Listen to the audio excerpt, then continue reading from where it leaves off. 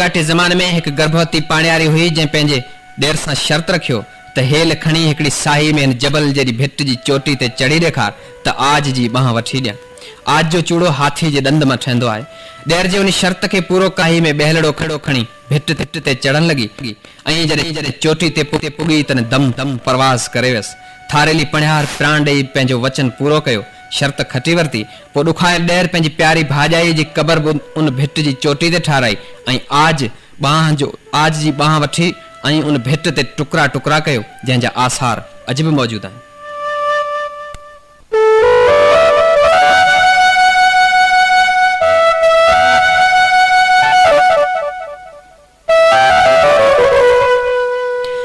ये भिट तालके डीपले जे दखण ओलह में वाक़े आर्या गभण जे वेझो कलंदर ॻोठ वटि आहे।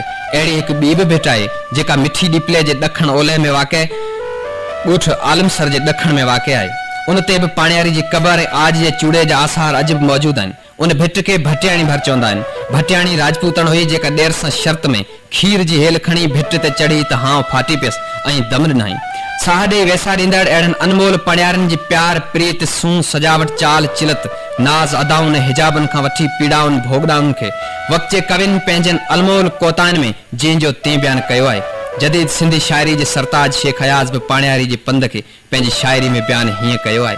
पाणियारी टुलके सीहों ते सौ सांग घड़े जा पलक पलक छुलके पाणियारी टुलके आला आला रंग चुनी जा अंग पिया उलके पाणियारी टुलके कुंभर वारी कार कयाई जाड़ कई झुलके पाणियारी टुलके।